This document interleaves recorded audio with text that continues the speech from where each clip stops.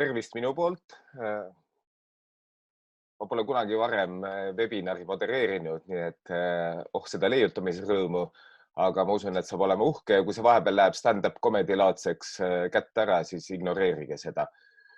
Ma olen Jonel Järri, nagu Kaire ütles, igapäevast leiba teenisin, no ma arvan, et teenin ka edasi loomulikult Identitys loovjuhina, aga samal ajal ka siis teen õpetajatööd nii EKAs kui TalTechis. Ja Dan on teine moderaator, ta räägib endast veidi lähemalt ja võib-olla oleks mõistlik kõigepealt käia läbi või visata pilk peale, et mis meid täna ees ootab. Et mis selle ürituse selline laiem plaan või suurem eesmärk on, eks me otsime ikkagi neid käike ja oma rolli kriisist väljumisel, et disain on lai mõiste ja selle ümber on väga palju räägitud ja tegelikult, kui me nüüd vaatame tagasi disaini põhiolemusel, mis tema juur on, siis mis tema nagu vundament on, siis tegelikult on ta väga selgelt tulevikku suunatud distsipliin, sõltumata sellest, kas meil on kriisiolukord või mitte. Ja siis seda enam tegelikult peaks disainerid võtma selge seisukoha, selge vaate, et kuidas nemad saavad käe külge panna selleks, et me kõik paremini siit väljuksime. Aga nagu ma ütlesin, ma ei taha üksi rääkida, et meid on moderaatoritena 2 ja Dan, äkki ma annan sõna sulle, vaatame, kuidas see ping-pong toimib. Dan, ole hea. Sul ei ole mikrofon sees. Nüüd on. Aitäh, Jonel. Ja eks see on ka hea meeskonnaharjutus just nimelt, kuidas erinevad büroode disainerid omavahel suudavad koostööd teha praegu selle seminari valguses. Demo esinemine sellest, et me oleme tegelikult lisaks konkurentidele ka head koostööpartnerid ja suudame koos ära teha päris ägedaid asju. Mina olen Dan Mikkin büroost Brand Manual ja meie tegeleme põhiosas teenuse disainiga. Mina olen üks teenuse disaineritest, lisaks sellele, et olen selle ettevõtte üks asutajatest. Ja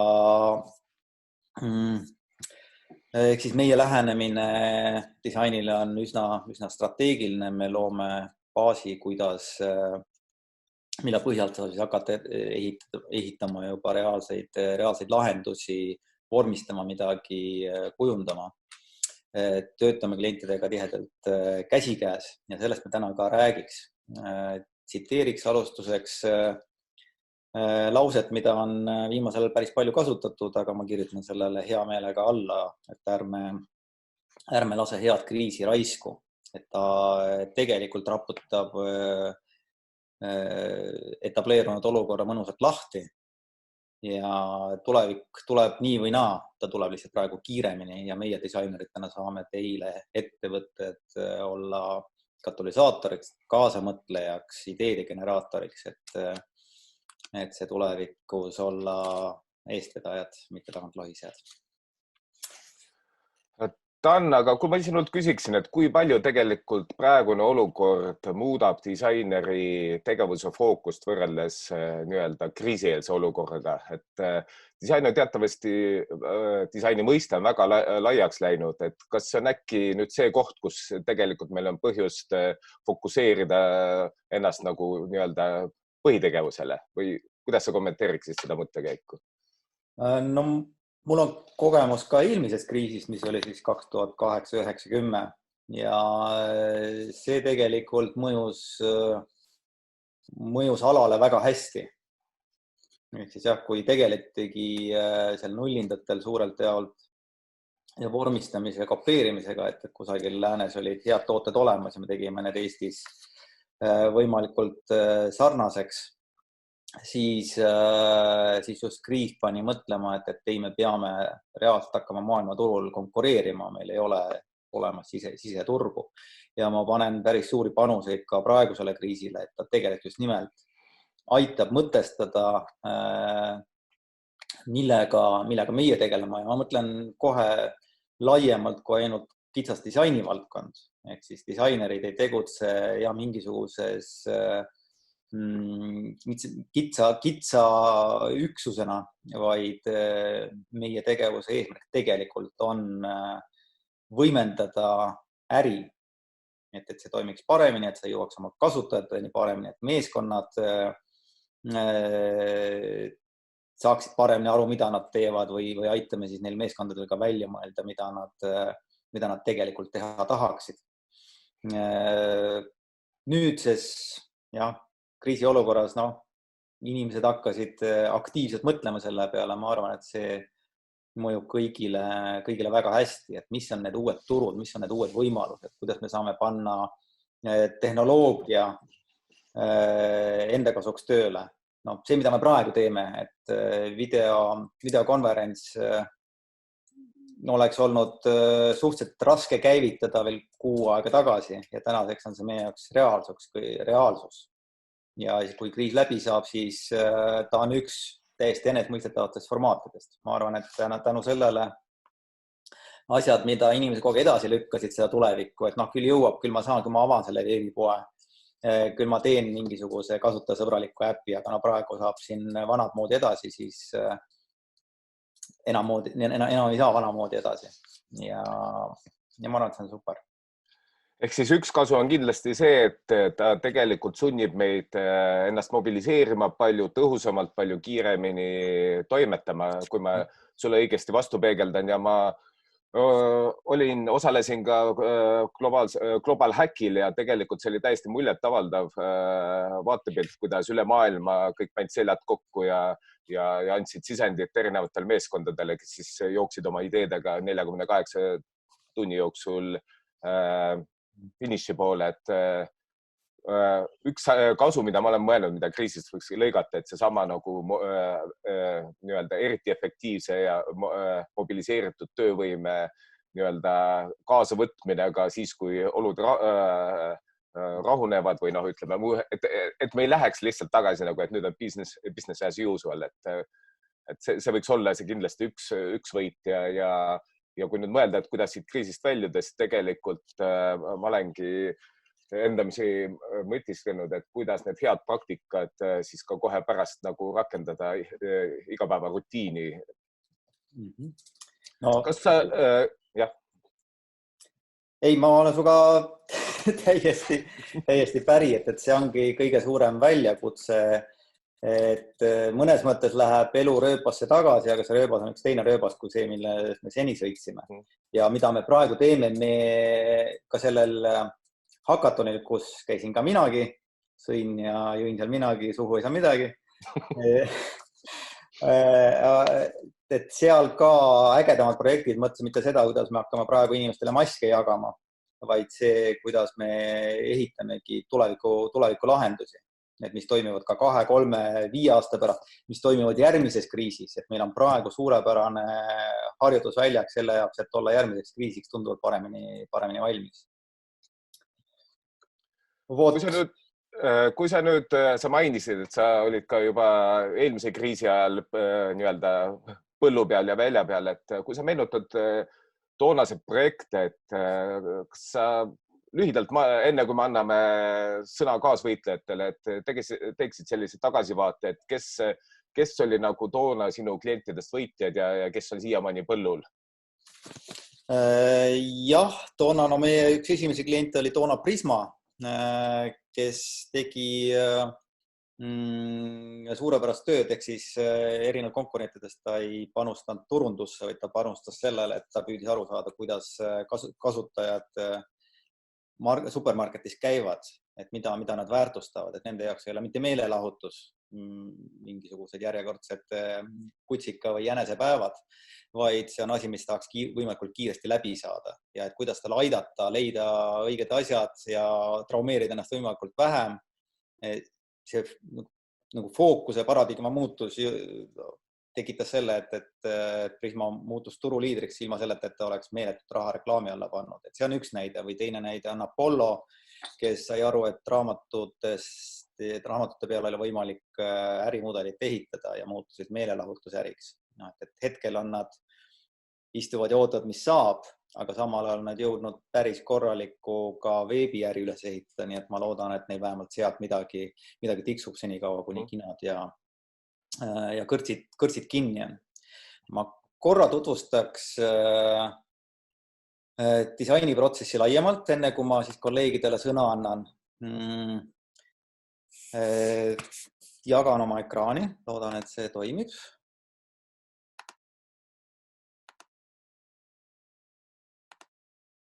Ehk siis mida me disaineritena teeme? Ma loodan, et kõik näevad kahte oranži rombi oma ekraanil. Noogutage, kui... Mul on. Ja no üks selline baasprotsess on Briti disaininõukogu poolt välja pakutud skeem Double Diamond, mille ma olen siin ka eesti keelt tõlkinud, ehk siis kuidas disainerid kõigepealt lähevad põllule, avastavad, vaatavad, mis seal toimub, mis tänases olukorras on eriti huvitav, sest olukord on radikaalselt muutunud, inimeste tarbimisharjumused on muutunud, nende hoiakud on muutunud ja samal ajal me peame ka avastama, kuidas nad kavatsevad käituda siis, kui kriis läbi on.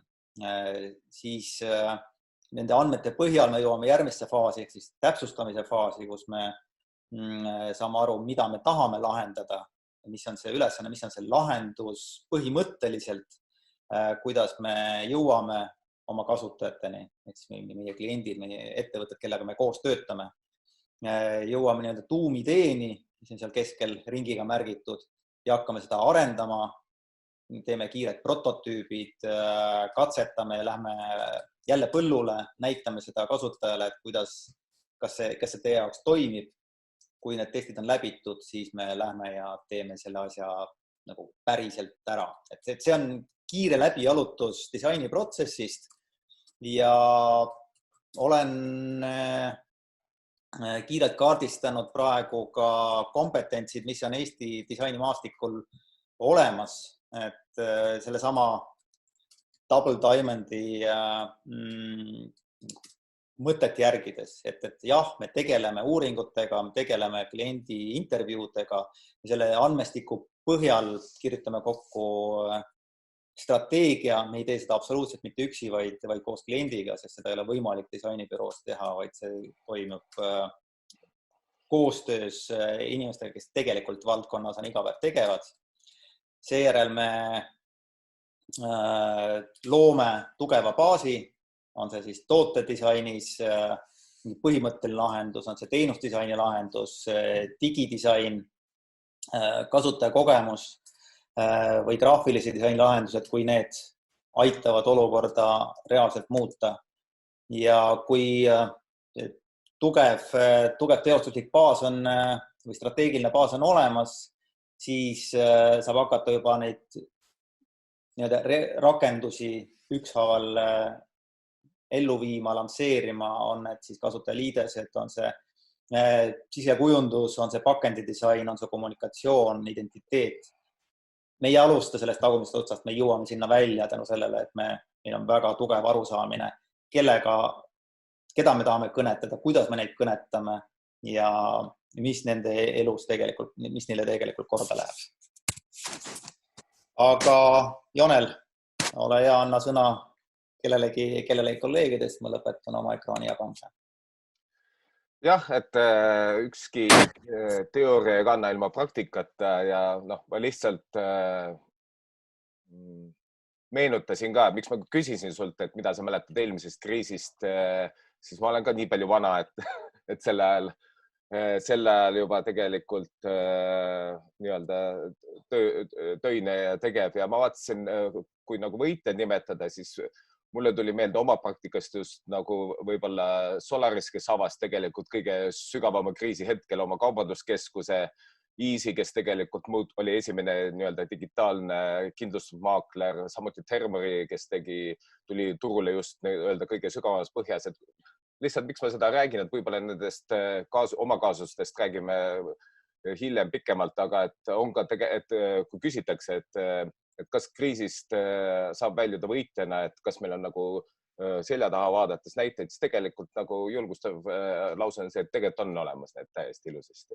Aga nüüd, et ei juhtuks seda, et 2 moderaatorit räägivad 2 tundi järjest ja ei anna mitte kellegile sõna, siis meil on terve väike löögirühm andekaid kolleege ja konkurente, kellega oleme seljad kokku pannud, et siis jõuda uutesse kõrgustesse läbi raskuste ja kõik ilusad muud poeetilised metafoorid siia otsa. Ja Pärtel, kas ma annan sõna sulle kõigepealt? Oli sedapidi meil see järjekord?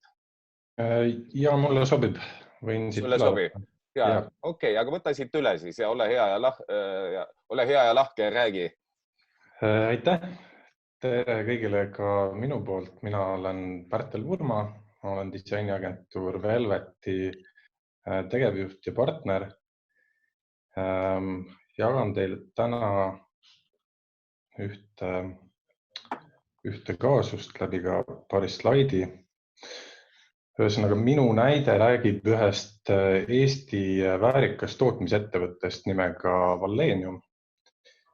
Ettevõte, mis asutati juba aastal 1999 ja meie juurde jõudsid nad tegelikult läbi disainibuldooseri programmi. Nende huvi programmiga liitudes oli digitaliseerida ja automatiseerida võimalikult palju oma tööprotsesse.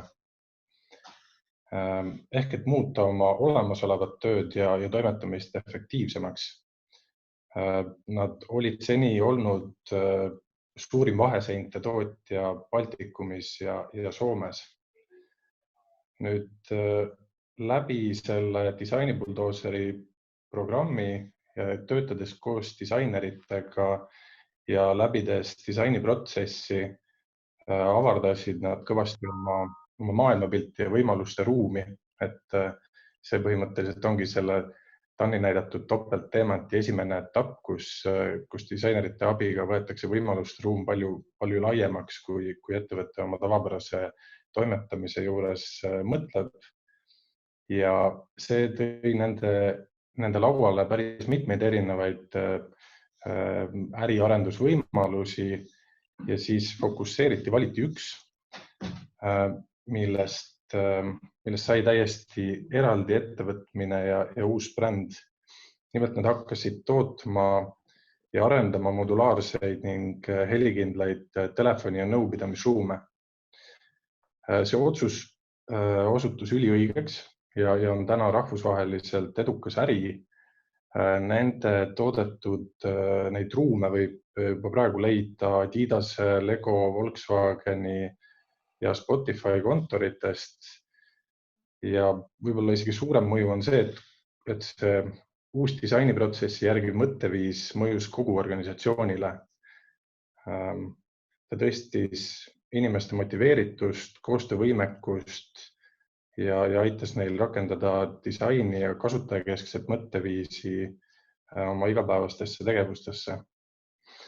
Et mis nüüd Velveti roll sealt veel edasi oli, on see, et me lõime selle brändi, mille nimeks sai Silen. Me lõime kodulehe, müügimaterjalid, veebipõhise toote konfiguraatori, liitreaalsuse mobiilirakenduse. Et kõik see võimaldas siis Silenil oma toodet rahvusvahelisel turul just edukalt müüa ja turundada. Et sinna juurde nüüd tuli see mõõde sellest igapäeva tööprotsesside digitaliseerimisest ja automatiseerimisest, et selle nad ka kõik lõpuks siis saavutasid. Nüüd kõige selleni jõuti läbi kasutaja uuringute, et see oli selline strateegilise disaini osa, ülioluline samm, aitas defineerida toote kasutajate vajadused, millele vastavalt disainiti toodet ennast, aga ka müügisõnumeid ja nende unikaalseid omadusi. Et läbi nende taipamist valiti siis toote esitlemise viisid ja sõnastused ja visuaalid. Näiteks selgus kasutajauuringu käigus, et toodet tuleb pakkuda koos mööblilahendusega, et siis inimesed kujutavad tegelikult ennast seal sees ette. Toode peab olema modulaarne ja mobiilne, võimalik peab olema valida endale meelepärast värvi ja suurust. Et need ja kümned teised taipamised on võimaldanud Silenil edastada oma konkurente rahvusvahelisel üsna tiheda konkurentsiga turul. See projekt oli edukas nii moraalselt kui ka finantsiliselt. Nad kasvatasid läbi selle oma käivet mitu korda. Et kuigi see muutus ei tulnud kriisisituatsioonis selle ettevõtteni, ei olnud nii-öelda peale sunnitud, siis muutis ta ikkagi kogu ettevõtte kultuuri. Ehk et vaheseinade tootjast sai ettevõtte, mis pakub vaikust ja võimalust keskenduda. Et kui me selle brändilubaduse peale mõtleme, et nad pakuvad vaikust ja võimalust keskenduda, siis on täiesti universaalne vajadus. Ja kui sa võtad selle aluseks oma ettevõtte ja toodete arendamisel, siis on see selline ajatu ja tulevikukindel sõnastatud vajadus. Mis siit õppida on võib-olla see, et maailm ei ole kindlasti peale seda praegust kriisi endine. Kindel on ka see, et nii Silen kui teised peavad oma toodete ja sellega kaasnevaid teenuseid arendama pidevalt, et nad vastaksid inimeste muutunud vajadustele, mis muutuvad praegu ilmselt kiiremini kui kunagi varem. Aga nüüd tänu sellele trennile, mida see ettevõte tegi, tänu organisatsioonis juurdunud disainiprotsesside kasutamisele, on nad igasugusteks muudatusteks paremini ette valmistunud kui kunagi varem ja paremini kui mitmed konkurendid. Et praegu mõeldes, kuidas inimesed töötavad ja toimetavad, siis ma arvan, et nii mõnigi kodukontorist vajav või töötav pere vajaks hädasti seda sama Sileni boksi endale oma elutuppa, et saaks nautida seda vaikust ja keskendumisvõimalust. Ma just tahtsin küsida, et mis võiks olla see üks mõte, mille sa võtad aastasse 2021 kaasa, aga sa juba käisid selle välja, et vaikusboksid igasse kodusse. No ma arvan, et kogu see, kuidas me tööd teeme, kuidas me kokku saame, kuidas me asju esitleme, on päris kõvasti muutunud ja see kriis ainult nagu kiirendab tegelikult seda peatumatut digitaliseerumise protsessi, et praegu on ilmselt paljudel ettevõtetel võimalik olla esimeste seas, kes midagi uutmoodi pakuvad, mingeid uusi tehnilisi lahendusi loovad ja võita sellega päris suure turuosa. Et mobiliseerime ennast selleks, et ehitada uut maailma. Ei, väga ilus. See on väga kõva case, Pärtel. Aitäh. Ja lahe on just nimelt ka see, kuidas ettevõtte sisuliselt muud või nad lõid endale uue täiesti üksuse, mis on vist tütar on suurem kui ema. Tänaseks on tütar suurem kui ema, jah. Ma küsisin, et kuidas neil läheb praegu ja kuigi nad on ka nagu samas olukorras tootmisettevõttena nagu kõik teised, et praegu inimesed ei julge teha suuri investeeringuid, siis see tehniline võimekus neil oli juba enne olemas, et kõike seda müügiprotsessi digitaalsetes kanalites väga hästi läbi viia. Et selles mõttes on nad pigem heas kohas ja hästi ettevalmistanud. Et selle kaasuse puhul siis pigem võiks rääkida, et see olukord on nagu mõnes mõttes katalüsaatoriks nende tegevusele. Just. Soovid sa jätkata veel? Või kuidas meil ajaplaan on? Ei, minu poolt on kõik. Ma arvan, et anname järgmisele ägedale kaasusele sõna. Ja, sest et meil on ka ette nähtud lõpus selline üldine arutelu, võib-olla veidi vabamas vormis, et lähme konkreetsete kaasustega edasi ja Helena, kas Helena Nagel siis? Meil on 2 Helenat, mis on väga tore. Et oled sa valmis jagama oma mõtteid, oma kogemusi? Vabandust, ma korra veel Helenale segan vahele, et kallis publik, et palun, kui teil tekib vähegi küsimusi jooksvalt, kohe küsige neid chatis vahele. Meil on chatiboks lahti, me jälgime ja saame seda vestlust ka juhtida teile huvi pakkuvas suunas. Väga õige kommentaar. Jaan Pehk oli vist üks esimesi, kes tegi nii-öelda koduse veebilaivi, kust lõpuks käis 70 000 inimest läbi ja ta ütles, see oli kohutavalt veider kogemus, sest sa ei saa aru, kas sul on palju publikud või siis pole mitte kedagi. Ja ma nüüd natuke hakkan mõistma seda tema toonast juttu.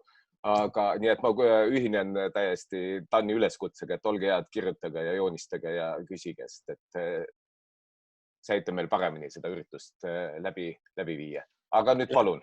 Ja Helena, sõna sulle. Aitäh. Mina olen siis Helena Nagel ja omanik ja disainiagentuuri Stint. Et disainikeskusel on vist selline põhimõte, et nad võtavad nagu sinna ekspertkogusse mehi ja naisi ainult nimega Helena. Nii et olge siis valmis, et kes tahab kunagi sinna saada, et siis see on see põhimõte. Aga mina jagan sellist kaasust, kus siis kliendiga koostöös, ma panen selle ka ette. Nii, ma loodan, et kõik näevad. On näha, noogutage. Et kus siis kliendiga, et see on nagu väga hea näide sellest, et kuidas tugev koostöö kliendiga võib viia hoopis teise kohtu kaldselt plaanitud. Ehk klient tuli agentuuri, siis ma veel töötasin teises agentuuris, enne oma agentuuri küsima klassikalist jaemüügikampaaniat, et müüa oma sortimendis olevaid veine.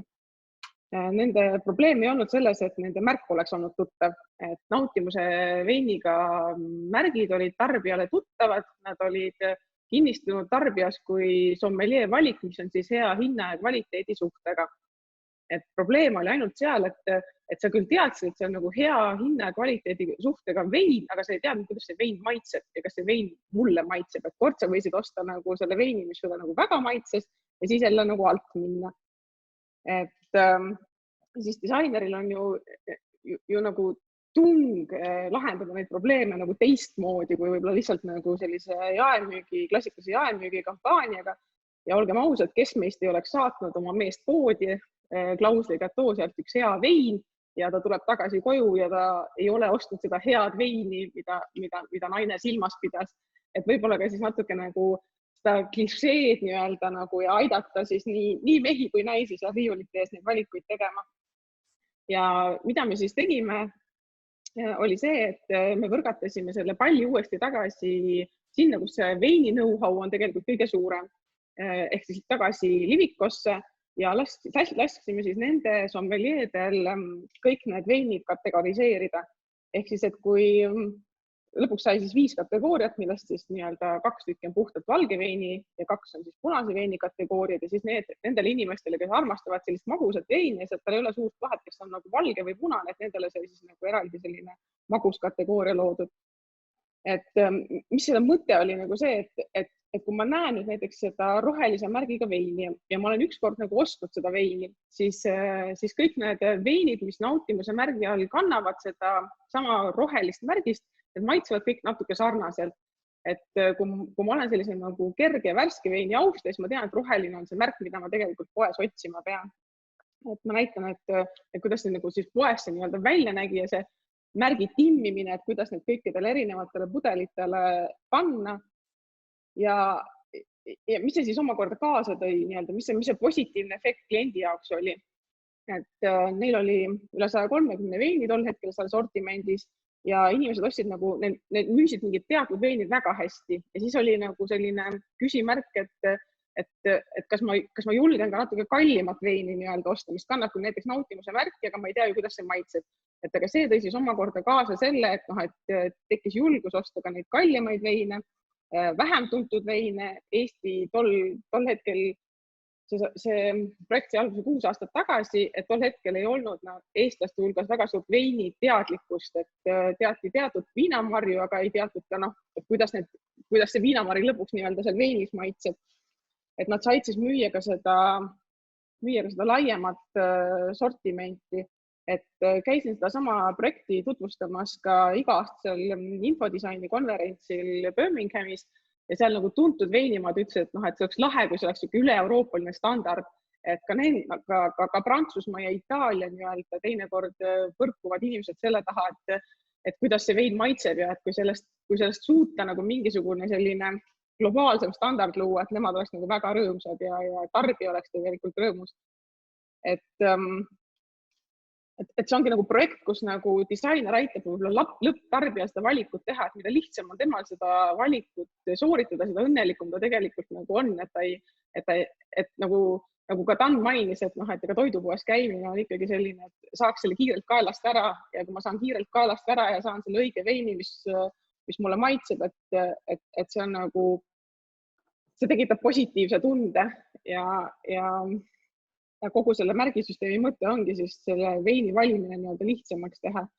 Ja et nagu aastate jooksul on siis nüüd ka lisandunud siia juba uusi pereliikmeid, nagu seal üleval on näha, et bio- ja orgaanilised vein, mis saab siis samamoodi süsteemi sobitada, et ma tean, et see orgaaniline vein nii-öelda üleval see värvikood annab talle selle, et ta maitseb siis nagu kergelt ja marjaselt, et see ei ole siis nii-öelda kuhugi nagu kadunud see süsteem, et see lihtsalt täieneb ja areneb. Ja kummardus siin ka Tuksile, kellega siis koostöös on ka tulnud varsti kohe veeb välja, et nautimus saab ka uue veebinäo endale, et näide sellest, et tõesti me teeme tegelikult omavahel koostööd ja et ei maksa nagu karta kellegi büroo uksest sisse astuda, et kui ise ei oska aidata, siis me teame kedagi, kes oskab aidata, et ma arvan, et see on nagu disainikeskuse väga suur tugevus. Ja lõpetan ikkagi positiivselt, et ma loodan, et me kunagi näeme jälle sellist pilti ja saame nautida eluga lähemal kui 2 meetrit teine teisele. Väga tore, väga hea.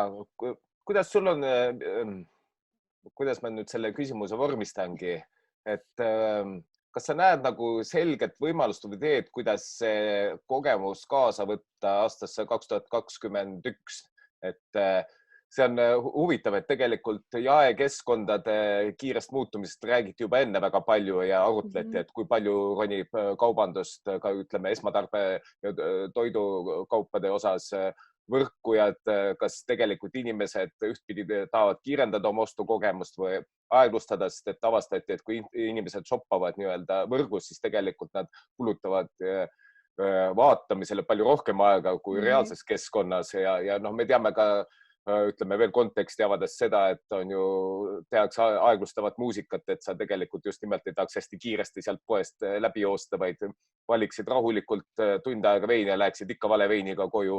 Aga et kuidas sa tunned nii-öelda, et kas see kogemus aitab sul ka siis nüüd, kui keskkonnad jälle avanevad, jaekeskkonnad, et kas sa jooksed nagu uute ideedega platsile ütled, et mul oli siin vahepeal aega kodus mõelda, et no tegelikult on, et ma arvan, et see tarbija jaoks valiku kitsendamine on tegelikult väga oluline või et kui me vaatame ka tänapäeval neid veebipoodi, et kuidas nad müüvad näiteks televiisoreid, et käsi püsti, kes teab, mitme tolline televiisor tal näiteks kodus on, et pigem ma tean nagu seda, et aga noh, tegelikult kui me veebipoodi läheme, siis me esimese valikuna saame selle, et vali oma tollide järgi. Et võib-olla ma tean seda, et mul on nagu diivanilt seinani on näiteks 3 meetrit ja ma tahaks teada, milline on ideaalne telekas selles suuruseks. Või et samamoodi nagu mobiiltelefoniga, et ma näen jälle seal mingeid tolle, aga mul pole õrna aimugi nagu mitme tolline telefon mul praegust näiteks on. Et ma arvan, et seda et ta tasub nagu mõelda nagu sellele, et mille järgi tegelikult tarbijad oma valikuid teevad, et samamoodi, et ma tahan tegelikult lõpptarbijana teada, kuidas vein maitseb, ma tahan lõpptarbijana võib-olla seda, et mul oleks ideaalses suuruses televiisor kodus ja hoopis võib-olla teiste parameetrite järgi neid valida, kui me võib-olla praegu harjunud oleme või kuidas nagu kaupleja harjunud on, et tehke koostööd disaineriga, et tulge küsima. Ja, aga Helena, kui sa räägid valikute tegemise, siis sa kasutad sõna kitsendamine. Ma tegelikult natuke provotseeriksin, et võib-olla sa tegelikult mõtled pigem tarbija juhtimist läbi laiade valikute, läbi struktureeritud pakkumiste. No just, et tegelikult see on ju ka infodisainerite ülesanne, et võtta see kompleksne infomaht ja süstematiseerida see ära, nii et sul on lõpuks lihtsam teha valikuid ja sa oled õnnelikum, kui sa tunned, et sa said seda, mida sa tahtsid. sa ise kindlasti tahaksid, et 26 šabliid oleks riiulil, aga et vähemalt keegi aitaks sind nagu tunni aja jooksul need 2 välja valida. Absoluutselt. Sa, Helena, rääkisid ka sellest, et ka Prantsusmaal oleks sellest abi. Aga on teil tehtud mingisugune kaardis, kuidas siis Euroopas on erinevates riikides sarnaste tähistustega? On need olemas? No on midagi, et on neid, eks ju, kes panevad veinidele sommelier valikud, et tegelikult ma olen ka näinud mingisugust värvi kodeerimist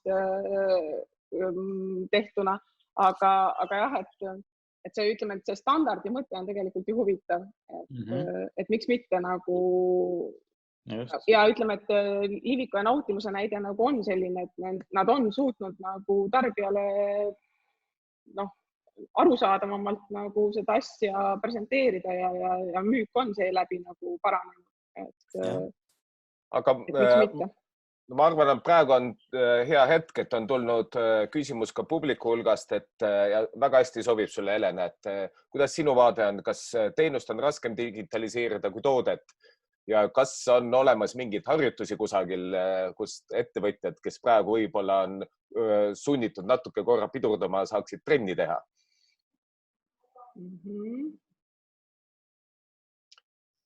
Ja siin ma muidugi kutsun lahkelt kõiki paneliste mõtteid avaldama. Me arutame nüüd seda, et kui keegi käe tõstab, et siis...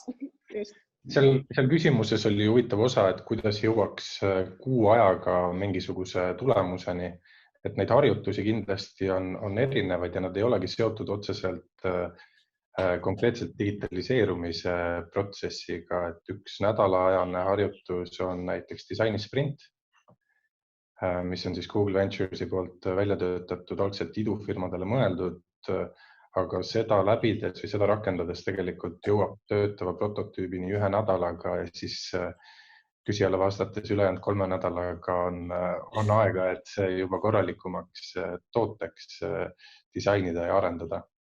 Siin on ka muidugi üks pool ka, et jah, mis Parto ütles, et sellise disainisprindiga ja väga efektiivse protsessiga jõuab kiiresti tulemuseni. Ja ka samas, ütleme, kui me räägime digitaliseerumisest, siis seal taga on ju tegelikult ka programmeerimine, siis arendamine ja selle turule tulemine öelda, et siis lahendus on ka selliste väikeste juppidena, et sa juba tood mingisuguse osa sellest tootest turule, vaatad, kuidas reageeritakse sellele kogu tagasi, et siis selliste väikeste sammudena, et see on ka kindlasti võit. Aga siin oli ka hea osa sellest küsimusest oli, et kas üldse peab alustama kaardistamise strateegiaga, vaid on nii kiire, et ütleme nii, et kõige kallim viis on lihtsalt huupi katsetada. Et teeme midagi valmis, vaatame, kas see töötab või ei tööta ilma igasuguste lähteandmeteta, et mingisugune kaardistus peab olema. Meie paneelis on üks hardcore tootedisainer ja tegelikult küsimus oli, kas toodet või teenust on raskem digitaliseerida, et ma annaks vahepeal sõna Martinile, kellelt minu meelest pärineb ka see tore lause, et disainiprotsess on kaalutletud hüppe tundmatusse, oli vist niimoodi, paranda, kui ma valesti mäletan. Ja see ei ole asjakohasemat lauset kui see antud hetkel, et Martin, sa tõstsid käe, tahtsid sõna? Jah, tänan. Sinu esitatud minu lause kõlas ilusti, äkki oligi. Tegelikult sellele ei saa ju üldiselt vastata, sellepärast, et on väga palju tooteid, mida mitte kuidagi ei saa digitaliseerida. Jah, saab digitaliseerida nende toodete juurde haakuvaid teenuseid, eks. Ehk siis me tekitame toote ja teenuse süsteeme. Samuti on teenuseid, mida võib-olla ei saa digitaliseerida, aga sellele lihtne vastus on, et teenuseid on lihtsam digitaliseerida. Aga siin küsimus on veel teine asi, et see kaardistamise kohta, et see on jälle üldistuseks. Kaardistamine, nagu Dan ütles, on ülimalt oluline, aga me saame seda teha väga erinevatel moel, eks. Lihtne soovitus on see, et mõtle selle kaardistamise taga seda protsessi, mis pärast kirja paned, aga alustuseks sulandu oma toote või teenuse kasutajate sekka ja samastu nende mõttemaailmaga. Ja nüüd kaardistamine on selle siis nii-öelda üles joonistamine ja kirjutamine. Tule oma kingadest välja, astu inimese kingadesse, kes ei tea sinu tootest mitte midagi.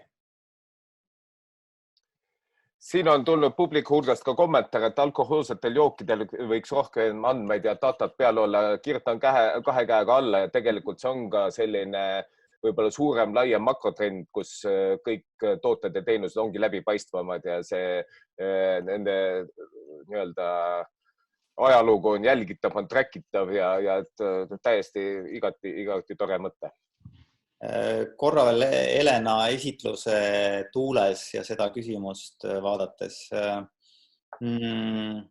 on olemas näide nagu Michelin või Michelin, nagu osad teda tunnevad, kes on refifirma, aga lõi standardi restoranide arvustamiseks, hindamiseks ja tegi seda tänaseks globaalselt. Et see on standard, mis on loodud kusagil lokaalselt ja siis mindud sellega laia maailma.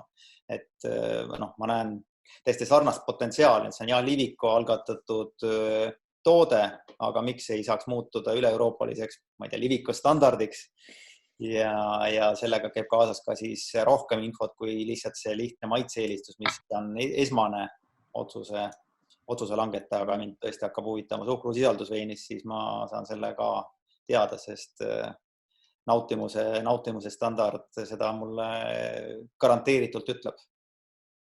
Me ei tahaks täna liiga filosoofiliseks minna, aga standardiseerimisel, trackimisel ja info esitamisel on kindlasti kusagil piir, sest et Hiina Rahvavabariik standardiseerib päris edukalt naabrivalve meetodil kodanikke, et nüüd on meie kui ühiskonna asi aru saada, et kust maalt ta nagu aitab inimesi õnnelikumaks teha ja kust maalt ta tegelikult hakkab vastupidi tegutsema. Aga täna me pidime olema asjalikumad, et jätame need võib-olla filosoofilisemad küsimused mõne teise webinari jaoks. Ja meil Kristjanile nüüd sõna Tuksist, et räägi oma juhtum. Tere! Mina olen siis Kristjan Lember disainibüroos Tuks. Meie tegeleme siis digitaalsete toodete teenuste disainiga, et veebikeskkonnad, äpid, tarkvara, kõik, mis nüüd sinna alla läheb.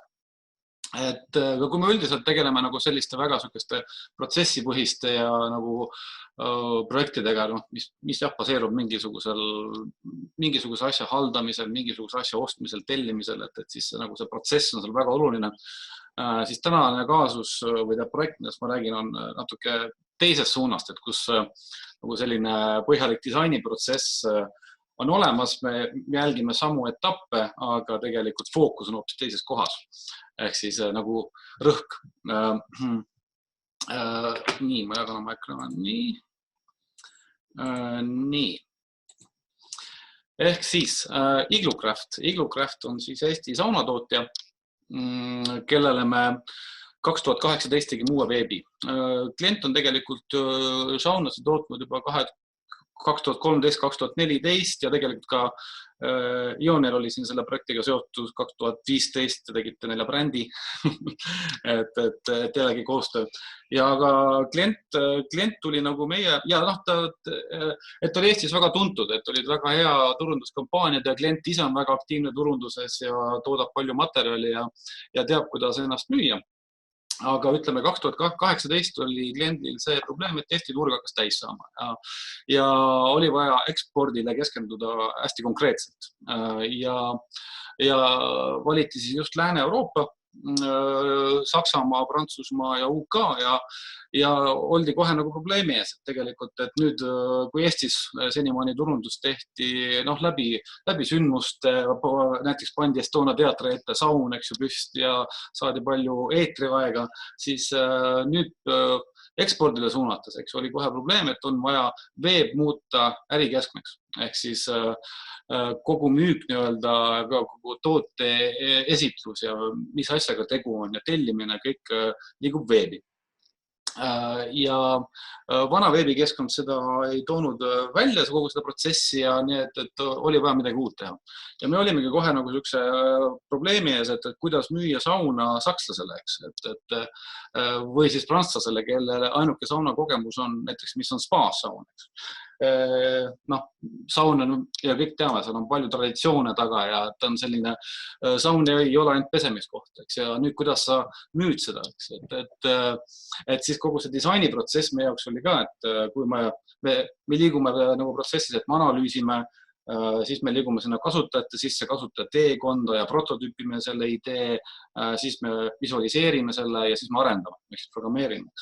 Ehk et siin oli see väga suur fookus sellele, et me nüüd pidime et me mõtleme jälle, et kes see inimene on, kui et me peame selle sauna lugu rohkem välja tooma ja see meie disainiprotsess muutus ka rohkem selliseks loo rääkimiseks.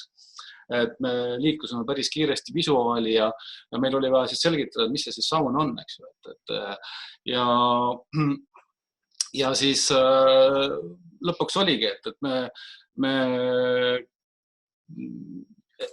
ütleme, kliendil oli väga hea materjal ka käes, et ta tegi videosid ja pilte oma toodetest ja siis meie ülesanne oligi kogu see lugu põhimõtteliselt kokku panna. Ja et nii-öelda, et see emotsioon tekiks ja see sauna ostuotsus tegelikult tekib enne, kui ta jõuab nii-öelda toote leheni. Ehk siis, et mis asi see saun on, eks. Ja et anda nagu see kontekst kätte inimesele. Ja et jah, et mis see siis on, et kus kohas see asub, mis see emotsioon siin on ja lõpuks siis ongi, et kui lõpuks inimene jõuab sinna toote osasse, siis tegelikult ta juba teab, mis see taust on ja me anname kogu aeg nagu seda konteksti, ehk siis, et see oli meie fookuses. Ja kuna see on ainuke platvorm, kus tegelikult see müük toimub, vähemalt esimene kontakt, siis jah, see konteksti andmine on väga-väga oluline, eks. Ja et selle mõttes meie jaoks ka väga huvitav projekt, et kui me tavaliselt liigume protsessis, jah, et me testime ja nüüd me prototüübime, siis siin me rääkisime tegelikult lugu, eks.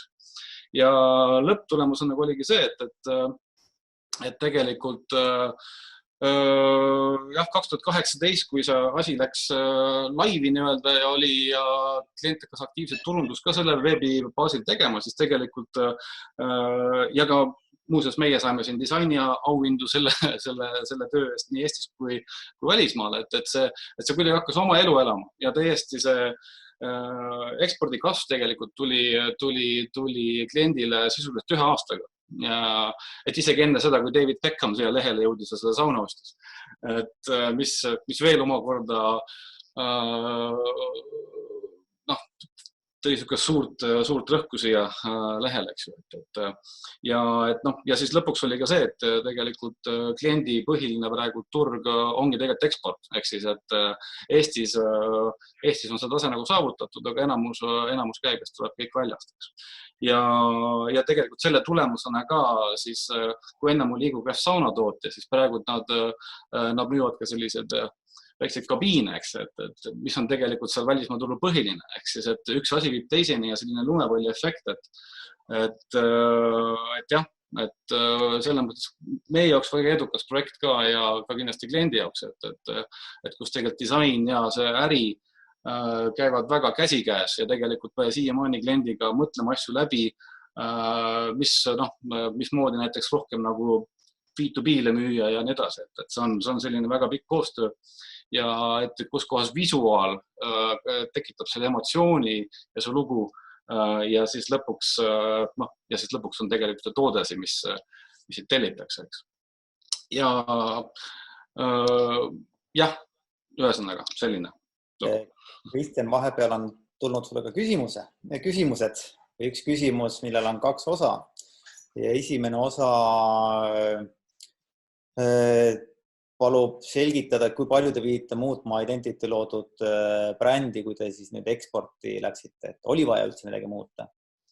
No Franco selline oli, meil oli, nii-öelda, et meil oli logo oli ees, eks ju, ja lihtsalt, et mis tegelikult tuli kliendi poolt, oli ise just seesama see lugu, see sauna lugu. Ehk siis, et meie nagu lähtusime nagu selles rohkem ongi nagu sellest loost, ehk siis, et see take time võtab selle asja kokku, et me loome selle keskkonna, selle konteksti ehk et see oli nagu meie see lähtepositsioon selles projektis, et see kontekst luua läbi selle, et saun on see koht, kus sa saad aja maha nii-öelda võtta. Ma omalt poolt ka kommenteeriks veel juurde, et tegelikult on disaineri, vastutustundliku disaineri ülesanne mitte hakata lammutama, et kui on olemas toimiv identiteet, toimivad visuaalid, kui sa oled ettevõttena suutnud inimestele ühel moel juba meelde jääda, siis seda ei ole vaja hakata lihtsalt muutmise pärast muutma. Mõnikord on vaja muuta, kui tegevuse valdkond muutub või nimi ei toimi järgmisel turul, et see oma uus nimi välja mõelda. Aga kui seda ei ole vaja teha, siis keskendume olulisele. Keskendume selle loo rääkimisele, keskendume toetavatele visuaalidele, see, millest Uksus praegu rääkis, et see on muster näidis. Jah, täpselt tead, et see brändis identiteet on seal. Meil ei olegi vaja asju lammutada, vaid meil on vaja nagu konteksti sisusse minna sisse. Ja teine pool küsimusest, Kristjan, on, kas need ekspordisuunad olid kliendi poolt välja mõeldud, ette antud või te aitasite neil seal selgust luua? No ütleme, et sageli, kui meie juurde klient tuleb, et siis tegelikult kliendil on mingi mõte, mingi idee peas, aga läbi sellise koostöö me tegelikult arendame ka seda teenust ja toodet üleüldiselt. Ehk siis, et see üks mõte, mis alguse kliendil on tegelikult kogu selle protsessi vältel, selles koos mõtlemisel muutub. Et jah, et see suund Lääne-Euroopa oli nagu paigas, aga tegelikult jah, millised riigid, mis on see sisu, eks ju, ja et kogu nagu see kaasa mõtlemine tegelikult aitab ka kliendil viia selle fookuse peal natuke täpsemaks. Ehk siis, et selle disaini faasis me ka tegelikult kliendiga paratasin mõtled, mis need turud oleks ja kuhu see sauna kontekst kõige paremini sobiks, eks. Jah. Et see on ka asi, mille poole meie puhul pöördutakse, et loomulikult klient, kes on oma äri ehitanud, sünnitanud, tal on arenguplaan peas ammu olemas, ta mõtleb, kuhu ta läheb. Mõnikord on see plaan liiga laiali, mõnikord me aitame seda fokusseerida, et võtame ette kõigepealt need turud. Mõnikord on seda vaja valideerida. Et jah, mul on mõte, et ma lähen Portugali või Venemaale ja meie disaineritena saame siis vaadata, et kas Portugalis või Venemaal on selle järgi tarvidust, võib-olla seal on keegi sarnase tootega juba nii laialt ees, et sul ei ole mõtet seda teha, et seal me saame võib-olla täpsemaks seda mängida. Et päris nii vist ei ole olnud, et klient tuleb ja ütleb, et ma tahaks kusagile minna, aga teie öelge mulle siis, kus ma lähen. No jah, see on juba teine asi. Aga et ma mäletasin, et siin chatis oli üks küsimus, kus nagu küsiti, et kuidas me nagu läbi disainiprotsessi saaksime näha seda tulevikku, kui me ka täpselt ei tea, eks ju. Ehk siis, et nüüd ongi seesama, et see eeltöö, see prototüüpimine, olgu ta siis idee, olgu ta mingisugune keskkond, et enne kui me üldse midagi hakkame joonistama ja programmeerima, et tegelikult just see eeltöö, et kus me visualiseerime selle, kuhu me tegelikult jõuame ja seda, kuhu me tahame jõudma, on ka võimalik testida tegelikult. Et see võtab nagu vähemaks seda teadmatust. Ehk siis, et me ei loo midagi sellist, mida me ei valideeri, või tegelikult ikkagi ükskõik, mis on selle projekti nagu selline formaat, siis tegelikult see valideerimine võib toimuda projekti väga algfaasis, enne kui üldse kopp maasse lüüakse, eks. Ja sealt me saame tegelikult just neid ideid, mis töötab, mis ei tööta, eks, ja vähemalt suured pinnad seda valideerib. Ja siin oli ka üks küsimus, võib-olla sa refereerisid samaga, et disaineri teenus on hästi kallis. Et kuidas ma maksan millegi eest palju raha, mis ma ei tea, kuhu see välja jõuab. Jah, see oli see sama, jah. Ja kui tegemist tõesti mikroettevõttega, et aga disaineri abi on vaja. Küsige nõu, et mõnikord on tunniajasest vestlusest tohutult abi. Keegi, kes tuleb, vaatab seda teie toodet, teie ideed kõrvalt, vaatab, kas see jõuab kasutajani, kas seal on mingisugused fundamentaalsed vead, mille eemaldamisel oleks see täiesti lennuvõimeline asi.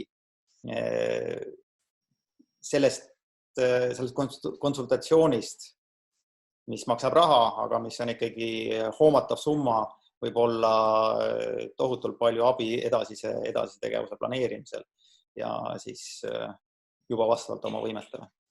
Eks disainerid on ka inimesed, et antud nagu selles kriisiolukorras, eks meie tuleme ka vastu, eks ju, et see kõik on arusaadav ja Kuulge, aga eks meil on omad ajaraamid ja ma lihtsalt seda kommenteeriks. See oli küsimus veel, et kuidas mikroettevõttele selgitada, et kallist disainiteenust on vaja, kui me tulevikku ei tea. Ja see on mõnes mõttes disaini hinnastamise küsimus ja ega mikroettevõtted, see on hästi levinud küsimus. Mikroettevõtted tegelikult lähevadki teele evolutsiooniliselt ja see ongi normaalne, et tehakse üks samm korraga, pärast saadakse jõudu juurde, laienetakse, avatakse uued turud ja selles mõttes see sama iglu näide ongi tegelikult evolutsioonilisest arengust, kus see on 2 meetodit, kas on lahe toode, sa hakkad sellega minema ja vaatad, kuidas sul läheb või siis sa teed maailma vallutusplaani, määratled ära turud, mis sul on ja siis sul on nagu raha ka taga ja tegelikult ütleme, et reaalsus on mõlemat tüüpi ettevõtteid olemas, aga tuleb lihtsalt aru saada ja siin on mõnes mõttes nii-öelda disainiteenuse pakkuja asi välja käia õige hinnastamise mudel ehk siis mitte nagu suurkorporatsiooni mudeliga peale lennata 2 mehele, kes teevad puulaastudest sauna või siis vastupidi, mitte suurkorporatsioonile öelda, et ma esialgu ei tahagi raha, et ma natuke siin toimetan, et kui teil üle jääb, siis andke, sest suurkorporatsioonid ei kipu andma. Et see on tegelikult pigem see dilemma. Aga ma arvan, et kas on Kristjanil veel küsimusi või tahab keegi veel teistest disaineritest, panelistidest kommenteerida? Kui ei, siis ma arvan, et oleks hea edasi minna. Järgmisena räägib meile Martin. Et tutvustad ja räägid iseendast ise, ma arvan, et võta ka sõna järgi üle. Tere.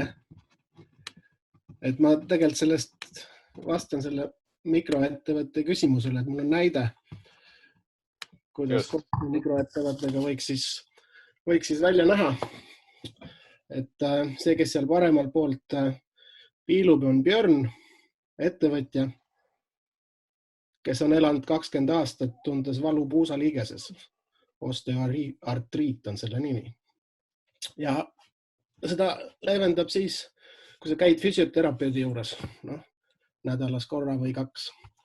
Ja Björnil oli siis nagu lihtne idee, et tuleb luua selline seade, mille ta saab füsioterapeudi asemel kaasa võtta, kui ta läheb suusatama või golfi mängima või elab oma normaalset elu.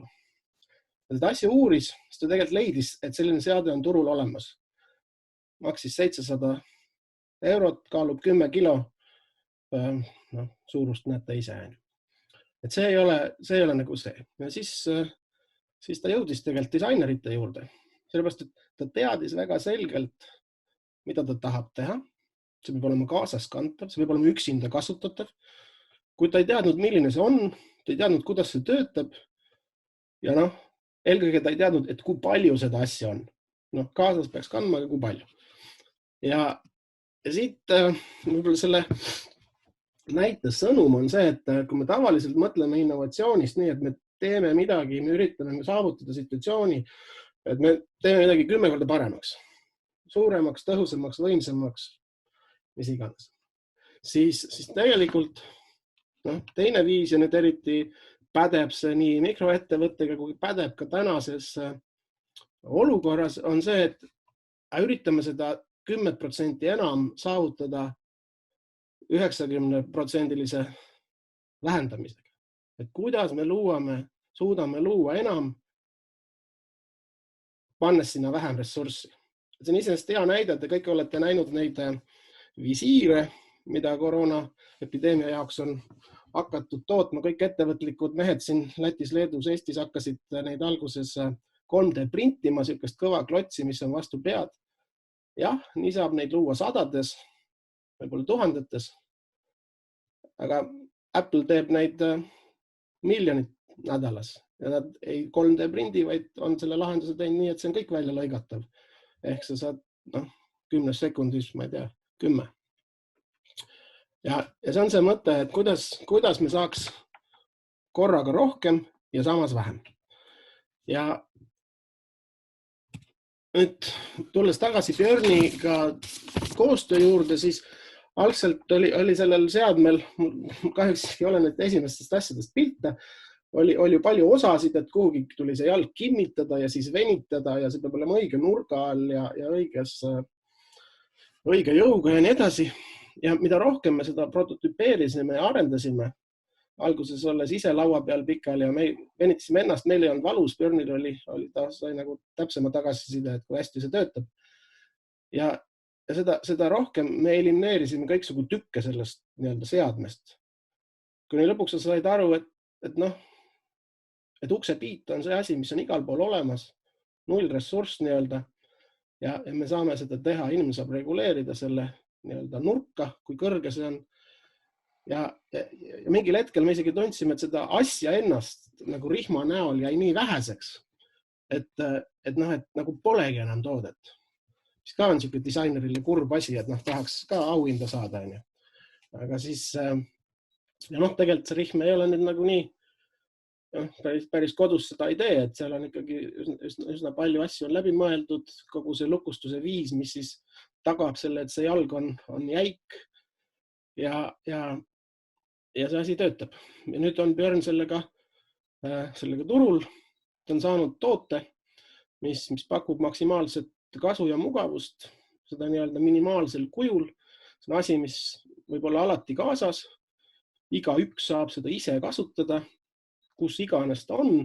See on 8 korda odavam kui konkurent ja see on vaid 1,5 korda kallim kui füsioterapeudi juures 1 seanss.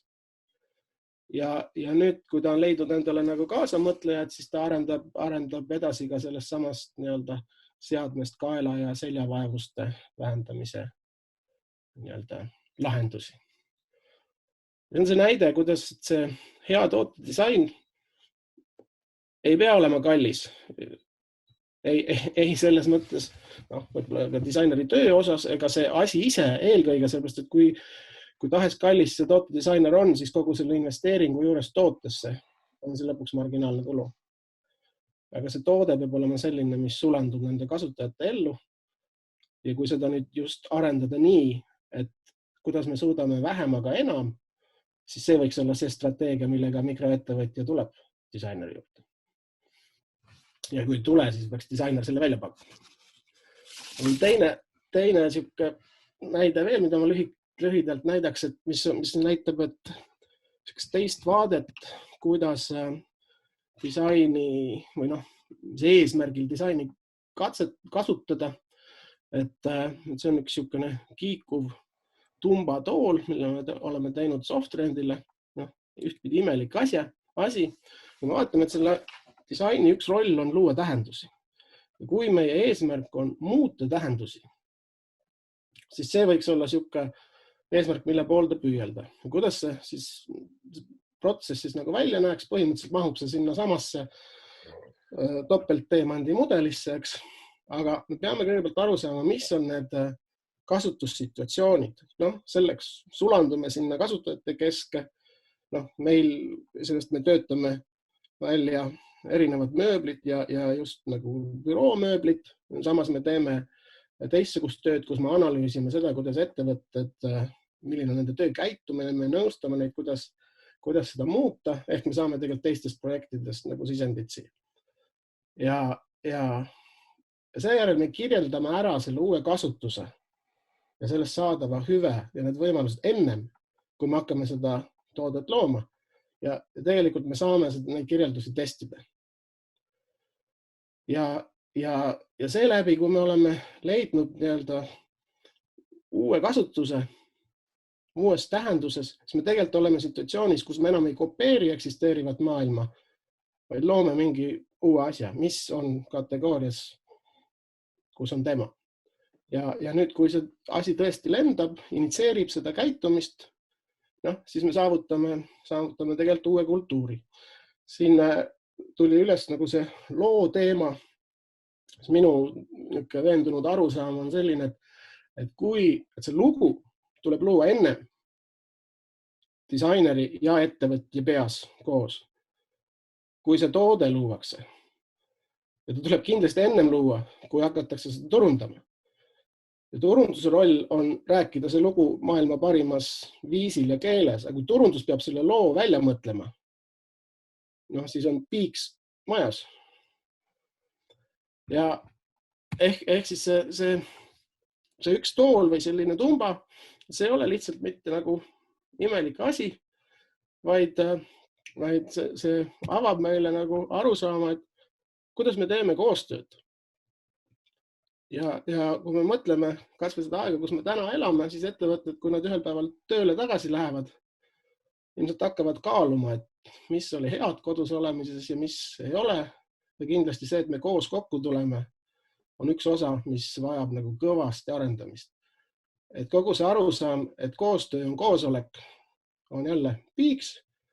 Et tegelikult peaks mõtlema, et kuidas me koostööd teeme, missugust keskkonda me vajame, missuguseid digitaalseid, füüsilisi tööriistu me nendeks vajame ja koostööl on väga erinevaid rolle. Et see sama tumba on loodud selliseks kaardistamiseks, seina ääres, tahvli ääres töötamiseks, see, kus meil on püsti jala, oleme koos, kus me oleme demokraatlik rühm, kus kõigil on sõnaõigus. Ja nüüd, kui vaadata, mis selle toote siis nagu siuke majanduslik tulem oli Softrendile, siis Softrend kaasas meid tööks, kus me töötasime erinevate toodetega ja Softrendi turg oli kodumööbel ja siis nad asusid liikuma uude valdkonda, mis siis on avalik sektor ja töökeskkond ja see on täiesti teine äri, teised turud, teised müügikanalid ja loomulikult enamus tooteid on sarnases auku kui teistel, siis tegelikult nagu käitumine messidel või kuidas neid nii-öelda üles on korjatud või kus nad on pihta saanud, sest see toode, mis räägib oma lugu ja avab mingit uut tähendust, on nagu võti, mis alustab vestlust ja millega sa pääsed sisse, sellepärast, et siin mõistetakse kui eksperti, kes arendab valdkonda, mitte lihtsalt ei kopeeri. Martin, või ma võtan korra Ma lõpetasin. Sõnajärje enda kätte. Väga hea. Siin tuli hea küsimus rakendusliku antropoloogia keskusest 3 inimeselt läbi Mari sõnastuse. Ja küsimuse sisu on, et kas tulevikus hakatakse antropoloogia rohkem kaasama disainiprotsessi kui varem. Mul on tegelikult sellele üldisem vastus olemas, sest et kui sa mõtled, kujutad ette ideaalset disainiprotsessi, kas või see sama tool, millest just Martin rääkis, siis tegelikult oleks hea, kui sinna oleksid kaasatud semiootikud, ergonoomikud, spordifüsioloogid, puiduspetsialistid ja terve suur armee erinevate alade kitsaid spetsialiste. Nüüd, kui vaadata neid vanu mudeleid, siis tegelikult üks tiim arendas ühte asja ja võttis ekspertiisi, ostis kalli raha sisse. Üks asi, mida see kriis meile ilmselt õpetab just läbi nende häkatonide, et kuidas võimalikult laia kompetentsi läbi sellise väga kiire ja väga täpselt sihitud projektimeeskonna siis kaasata. Ehk siis, kui minnakse tooli arendama, siis ei panda meeskonda kokku, et seal on antropoloogia ja füsioloog, vaid tegelikult küsitakse temalt täpselt nii palju, kui vaja on ja seda väga operatiivselt. Et selles mõttes küsimusele vastus on jah, et kui vaadata suuri makrotrende, siis see liikus juba enne kriisi sinnapoole. Siin taaskord see kriis, ma arvan, et meid õpetab, sest ta õpetab hästi kiiresti mobiilselt kaasama hästi laiapõhjalisi spetsialiste. Ja kui ma vaatasin seal Global Hackil, kuidas mööda kanaleid, kes andsid nagu tiimidele nõu, siis seal olid nagu Garri Kasparovist ja MIT tippspetsialistidest naabrinaisteni ja kõik tegelikult lahendasid ühte probleemi, et see on nagu see hea praktika, et lühike vastus on jah, aga see, kuidas see vormub, seda on nüüd saab huvitav vaadata olema, et see paneb tegelikult ka nii-öelda disaini, mis on juba tegelikult oma olemuselt interdistsiplinaarne veel nagu rohkem seda dünaamiliselt, seda omadust võimendama. Oli veel teine küsimus, et ma ei tea, kas Martin, oskad sina sellele vastata, et kui rääkida edukatest projektidest, siis kas edukuse ainus kriteerium on see, et klient ehk siis tellija on rahul, et kui ta tahab teenida 1 miljon eurot kasumit, aga teenib ainult 500 000, et kas siis oli tegemist eduka disainiprojektiga või mitte? No, minu jaoks on disain väga eetiline valdkond, kus ma pean seisma mitte ainult tellija huvide eest, vaid eelkõige ma seisan kasutajate huvide eest. Ja kui tellijast ainult piiritud ahnust paistab. Dan, kas sa kirjeldad nagu sellist hulgikaubanduse nagu edukat projekti just? Selge, et kuskil on see break-even ja sellest peab nagu üle saama, eks. Aga tõsi on see, et disainerid, ma usun, ei loe kõik nagu edu ainult rahas. Eks keegi siin, Kristjan rääkis, et sai auhinna, see on tunnustuseks eriala inimestelt. Aga kui sa näed rahulolu nagu kasutajates, see on oluline. Eks. Ja teine aspekt, mis ütleme nagu tootedisainis Eesti ettevõtetel kipub olema arusaam, et kui ma olen võtnud ettevõtja või arendusjuhina mingi asja pähe, selle ma nüüd teen ära, nui 4 ja see peab müüma. Mujal maailmas ma näinud nagu teistsugust suhtumist, kus mingi hetkeni me nendes protsessis katsetame. Et me läheme avatud meelega, eks, proovime uusi asju ja on okei, kui me mõne asja paneme seisma. Õigel ajal, kui me nagu tahame nagu lähteülesande raamis sinna 1 miljon sisse kirjutada, kõik ära fikseerida, siis on jälle jäik nagu süsteem ja tegelikult see ei ole nagu see lähtekoht, kust väljast kaasata partnereid ja hakata midagi väga loovalt ja avatult arendamaks. Olgu nendeks partneriteks. Ma paneksin ma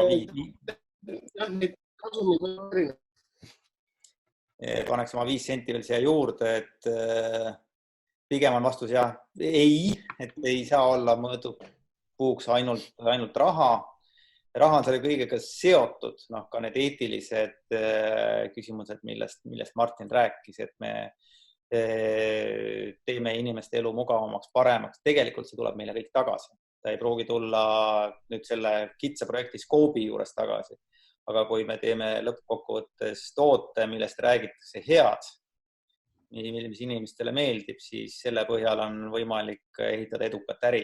Kui inimesed maksavad, aga nutavad, siis väga pikka pidu lõpuks ei ole.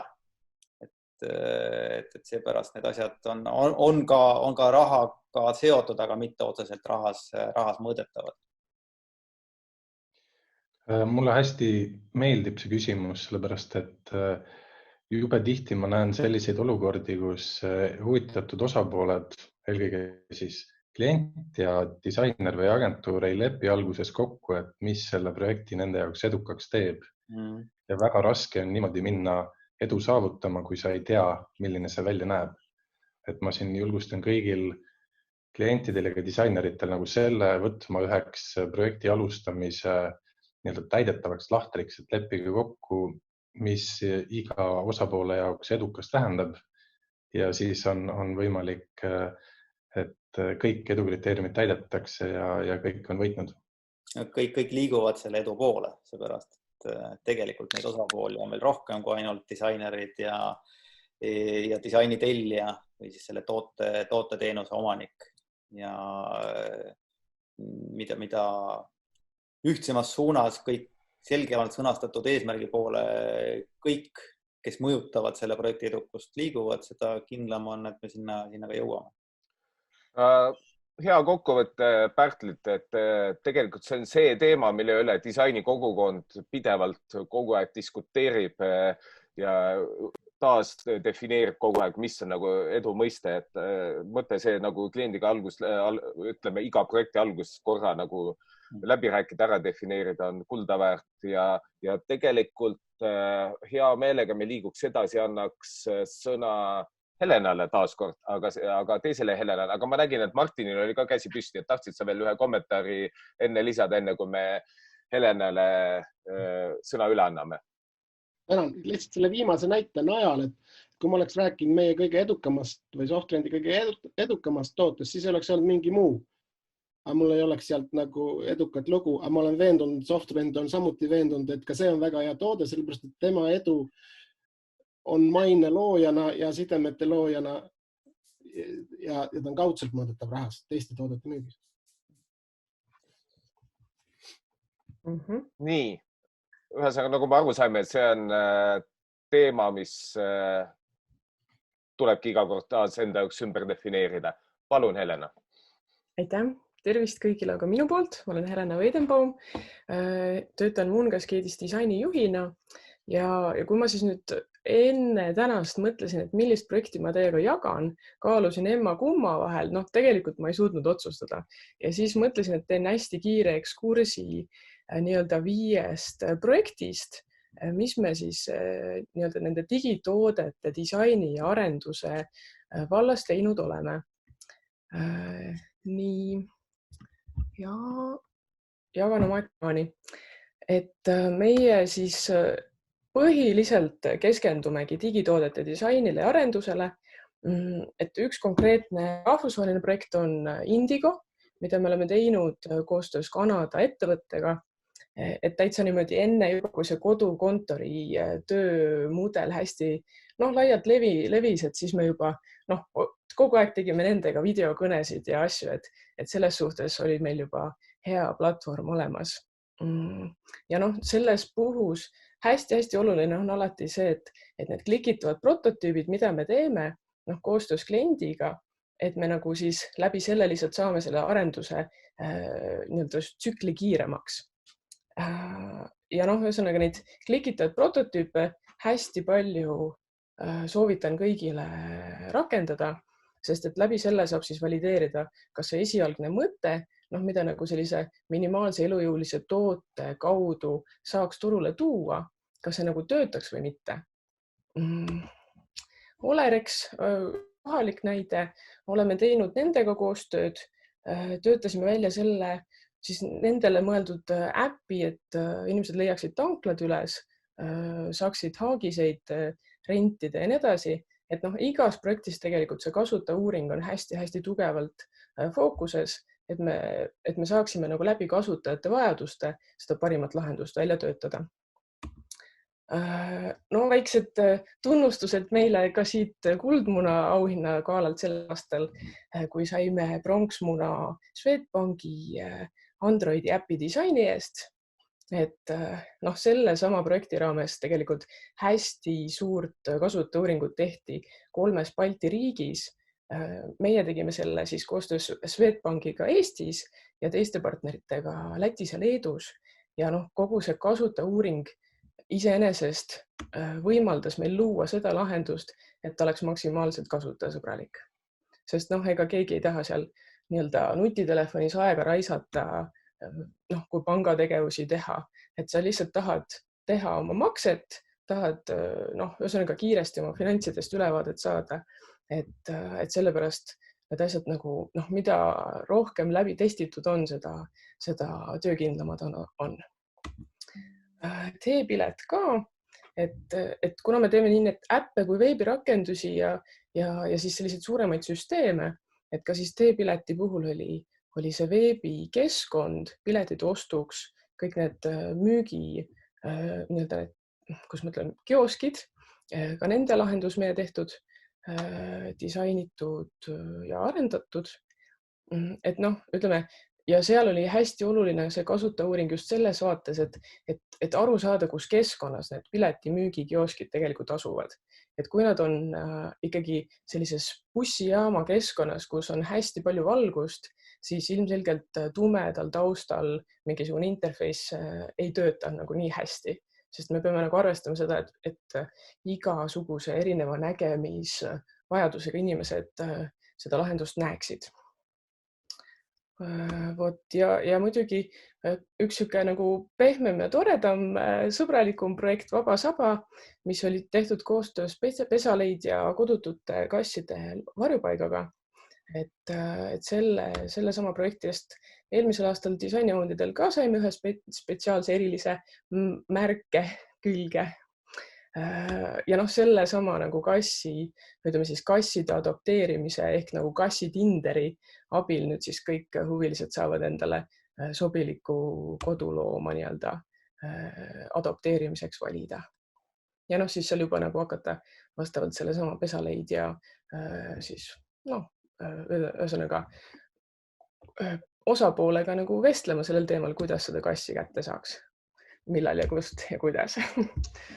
Vot, et minu poolt kõik, aga põhimõtteliselt jah, hästi nõus kõikide eelkõnelejatega just selles osas, et me peame nagu lähtuma alati kasutajate vajadustest, neid võimalikult palju läbi uurima, et nendest aru saada ja siis sealt kaudu tegelikult, kui on juba klikitavad prototüübid valmis ja need oleme ära valideerinud, et siis on nagu võimalik minna nagu lihtsalt kindlama tundega edasi sellesse suuremasse disaini ja arenduse protsessi, et olla kindel, et me lihtsalt teeme asja, millel on mõtet. Aitäh, Helena. Valid selle klikitava prototüübi juurde igaks juhuks selgitan, et seda on hea mitte ainult ise oma tiimiga läbi klikkida, vaid minna jällegi inimese juurde, kes on kõrvalkontoris. Just. Ja vaadata, mismoodi tema sellele reageerib. Ja see just nagu see valideerimine, millest me ka rääkisime, et see prototüüp annabki selle valideerimise, et nüüd me teame, et me tegelikult teeme õiget asja, eks, või vähemalt oleme sinna suunas teel. Või me näeme mingisuguseid elementaarseid vigu, mille peale me ise ei tulnud, me oleme liiga teemas ise sees. Ja täpselt. Ma siis paluks korra sõna, et see ei muutuks liiga designer talksiks, siis meenutan konteksti, see on see, et kuidas me nüüd ikkagi aastal 21 ja 20 lõpus uue spordi teeme. Helena, mis sinu töös muutub sügisel?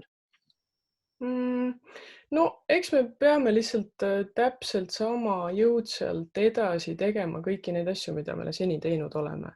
Et see sama kasutajate tundmaõppimine, nende endaga klikitavate prototüüpide valideerimine, et see, et me ise neid prototüüpe läbi klikime, ei ole piisav. Neid tuleb alati läbi klikkida ja läbi testida just nende lõppkasutajatega, kes neid asju päriselt kasutama hakkaksid.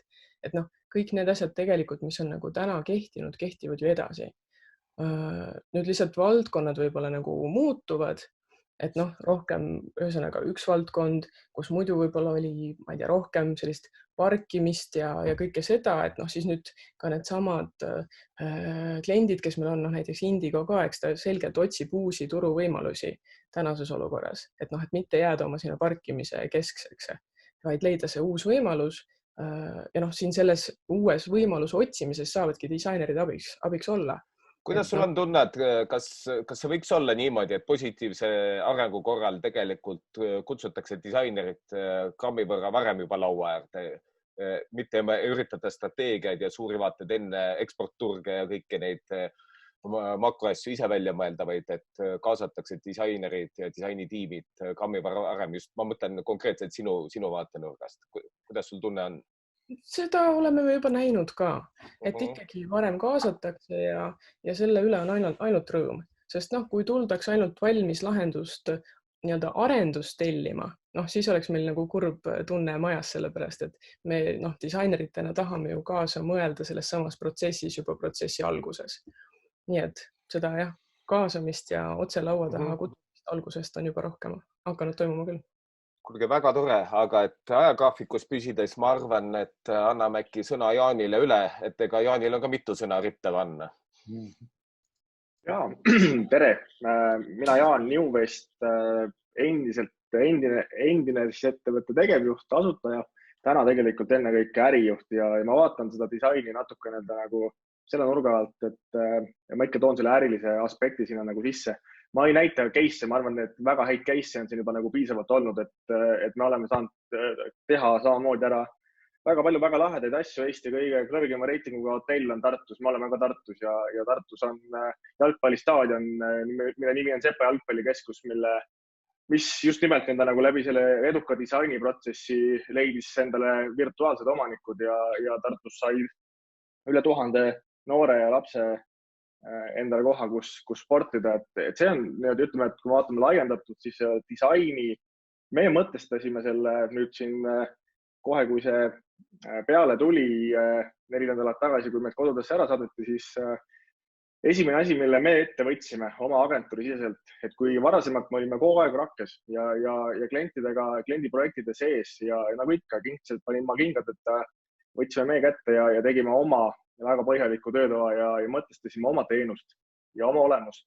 Ja nii lihtne, kui see tegelikult ka ei olnud, siis me jõudsime hästi lihtsa järelduseni, et see töö, mida me oleme teinud juba täpselt 12 aastat ja lähtudes ikka jälle disainist, on muutuste juhtimine.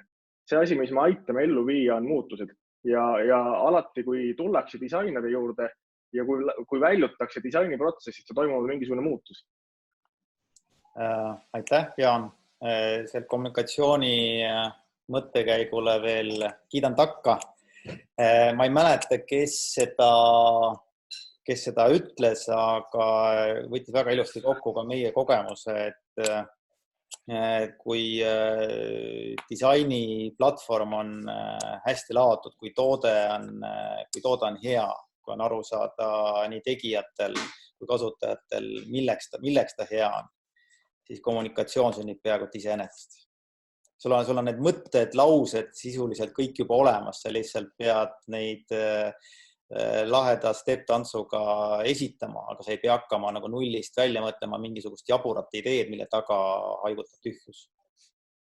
Just selle loo loomise hetkel, kus disain oma töö teeb, sünnib, selle loo sees on kõik vajalikud asjad, komponendid, sõnumiteks olemas.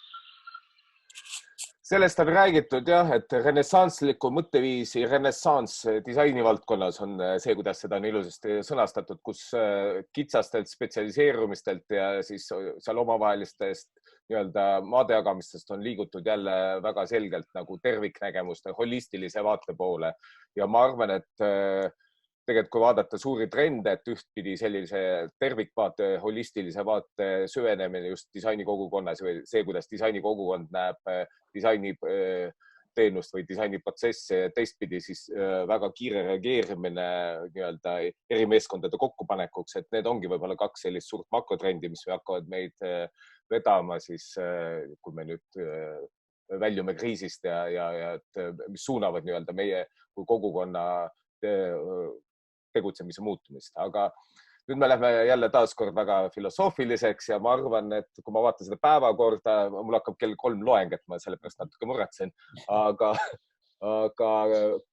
kiire aeg nõuab kiired lahendusi ja meil on selline päevakava nagu pakettide tutvustamine, kuhu ma tahaks jätta ka, et jääb sinna aega ka aruteluks ja küsimusteks vastusteks, et Dan, kas sa oled põhimõtteliselt valmis selleks? Hea meelega võtan jutu. Ole hea ja tulista siis. Jah, võtan jutujärje üle. Kella 3 on plaan otsad kokku tõmmata, nii et ära muretsema loengu pärast. Ja ma lihtsalt põgusalt siis räägin nendest loengutest, kui ma saan ekraani jagatud. Pakettidest. Jah, just. Pakettidest ehk siis, kui me rääkisime sellest terviklikust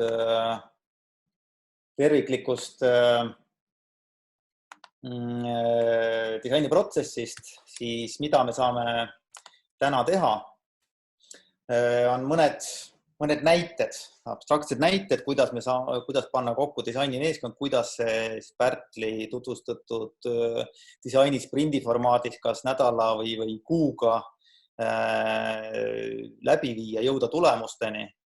Et a la toiduettevõte. Ehk siis kõigepealt kaardistus, kuidas disainerid lähevad välja, vaatavad, kuidas on sööjate harjumused muutunud, väljas käimine söömiseks on selgelt läbi hoopis teistsugune, kui ta oli mõni aeg tagasi, mida nad igatsevad siis, kui karantiin läbi saab, sest ega inimesed ei kavatsegi eluks ajaks Wolti peale kolida.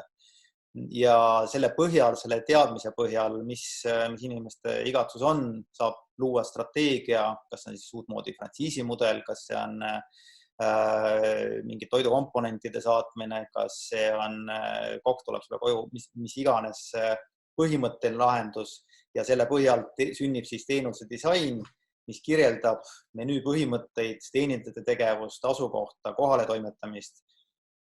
Kui disaini kontseptsioon on olemas, siis jõuab rakendusteni, on need ülesanded sisekujundajatele, koolitajatele, visuaalse identiteedi loojatele, kasutajaliidese tegijatele, pakendidisaineritele. See ongi see koht, mida me alguses ei tea, mida meil lõpuks vaja läheb, aga selle protsessi käigus me hakkame teostama just neid asju, mis tegelikult tarbijaid kõnetavad ja nende elu muudavad. Või teine näide, mul on üks näide mammast, kes oli meie kliendi portfellis, kes kunagi kahjumlikust seisust tänu sellele mõtestamisele tegelikult üsna hästi edukalt välja tuli, et nad hakkasid tegema tooteid, mis inimestele tegelikult õigel hetkel oli kotist võtta ja tegid nende elu lihtsamaks. Teine näide on tootmisettevõte, et me ei räägi ainult klassikaliste disaini tellimisega harjunud ettevõtetest. Ka tootmisettevõtete puhul on võimalik aru saada, kas nende toodetav kaup on vajalik, kas on tekkinud uued vajadused, mis on edasimüüjate nõrgad, tugevad kohad, mis on müügikanalid homme. Selle kaardistuse põhjal luua strateegiale, vaadata vajadusel tooteportfelli ümber, luua otsekontaktid lõpptarbijatele, seepärast, et jaemüük hetkel on maas ja võib-olla tulevikus saabki otse klientideni jõuda. Sealt edasi minna tootedisainini, mõelda need tooted detailides välja, teenusedisain, mis sellega kaasnab, kuidas jaotada, kuidas teha kasutamisõbralikuks, mis on müügiplatvormid ja lõpuks kuni kommunikatsioonini välja. Või siis kolmas näide on füüsilisest teenusest digitaalseks. Jällegi kaardistus kõigepealt, analüüs, probleemi tuvastus, eesmärkide seadmine strateegiafaasis, ideede väljatöötamine, kasutajateekondade loomine, millest me tahame rääkida, mis on selle digikeskkonna skelett, rakendused ja siis lõpuks on käegakatsutav tulemus, digitaalne keskkond, on siis veeb, on see e-pood, on see mobiilirakendus. Ja just sellises järjestuses helge vaatega tulevikku. Jonel, soovid sa neid stsenaariume täiendada? Ma arvan, et äkki jätame aruteluks ja sõnavõttudeks kõigile natuke ruumi. Ehk siis see oli selline ilus kokkuvõte, et tegelikult meie tänasel webinaril oleks ka natuke konkreetne praktiline väärtus, millega haakuda ja kindlasti saate läbi Eesti Disainikeskuse veebi sellega lähemalt nagu tutvuda ja uurida veidi neid mudeleid ja küsida. Ma paluks, et äkki iga osaleja siis teeks omapoolse sellise kokkuvõtte või nagu paarilauselise statemendi, et mida meie ja mida ettevõtjad peaksime tänasest webinarist kaasa võtma, et kuidas me nagu võimendame kriisist kiiret ja edukat väljumist, nii et Eestist on põhjust jälle rääkida nagu eduloost üle kogu maailma. Nüüd läks küll lennukalt, on ju? Tõepoolest. Et võib-olla üks asi, et tõepoolest siin käis vahepealt ka chatist läbi see teema, et disain kallis ja läheb aega ja kõik nii, et siin on juba paljud öelnud ka, et tegelikult esimene samm tuleks teha, et tuleks lihtsalt rääkida, eks, et kui ettevõtjal on häda käes näiteks ja või on lihtsalt vaja muutust luua või on mingid mõtted, et siis esimene samm on lihtsalt tulla disaineri juurde, minna büroosse, leida kontakt, eks ju, meid on siin palju ja lihtsalt rääkida. Et selles mõttes, et keegi nagu alguses stopperid käima ei pane, eks ju, lihtsalt, et see koos mõtlemine ja see viib lõpuks mingi tulemuse. Et just see, et tuleb rääkida alguses ja arutada ja disainerid tulevad ka vastu, eks, et oleme samamoodi inimesed. Martin? Võib-olla tänane aeg nõuab natuke teistsuguseid lähenemisi. Minu siuke üleskutse disaineritele võiks olla see, et et me võiks natuke proovida teistmoodi teha asju, et ja üks viis teistmoodi teha on see, et teha seda sünergias. Tavapäraselt kipub see olema nii, et nagu me meie vahelist ülevaatest nägime, eks disainibürood on väga erinev kompetents, erinev suund, nad kõik saavad sõnast disain täiesti erinevalt moodi aru, on ju. Ja iga üks neist tavapärases olukorras võtab natuke suurema tüki lahendada, kui ta võib-olla peaks. Aga kui me praegu teeks seda sünergiast ja siis teistpidi neid tükke lahendatakse järjest, et tihtipeale mitte nagu koos, et üks teeb oma tüki ära ja ütleb, et siit ma enam ei oska, et nüüd võtke sealt see. Aga teha seda koos, me siin vahepeal lõõpisime Joneliga, aga selgus, et see läks ainult panelistidele ja mitte kõigile, et antropoloogid oleks kaasas ja semiootikud ja kokad. Et teha seda sünergias, kus igal ühel on oma niuke oskused mingil hetkel nagu on lipp kõrgemal, aga ma arvan, et nii on see tulemus kiirem ja parem. Aitäh. Helena Norrast. Ma just mõtlesin seda, et põhiline on ju tegelikult nagu ikkagi probleeme lahendada neid probleeme, mis vajavad lahendamist. Et kui see on lihtsalt niisugune nice to have asi, siis võib seda ainult ise endale teha. Aga kui see on mingisugune läbiv tõsine probleem, mis esineb ka teistel, ja nüüd selleks on, et vaja nagu aru saada, kas see ka teistel esineb, on vaja sellest rääkida, et on endale hoida pigem ei tasu. Ehk siis rääkige oma nendest probleemidest, mis teil nagu on, erinevatel inimestel, et siis päriselt leida need head kaaslased, kellega sellele teekonnale koos minna. Mingi siuke mõte. Väga tore. Pärtel? Ma võib-olla oma põhisõnumi võtaks teie mitme jutu pealt kokku, et ma arvan samuti, nagu Jonel, sina ütlesid, et holistiline lähenemine mingi teenuse või toote arendamisel, olgu ta siis nagu äriliselt lähtuv ülesanne või sotsiaalselt on see, ilma milleta head strateegiat tänapäeval enam kokku ei saa. Ja Martinile ka sekundeerides, et Eesti disainerid teevad väga hea meelega tegelikult koostööd. Ja mida rohkem me seda teeme, ja ka mitte ainult disainerid omavahel, vaid nagu siin chatis olid, et semiootikud ja kokad, mis iganes spetsialistid, et sellest arvamuste paljususest tegelikult sünnib võimalikult hea lõpptoode. Et kasutage ära kõiki võimalusi ja kõiki kontakte ja nii tagate edu.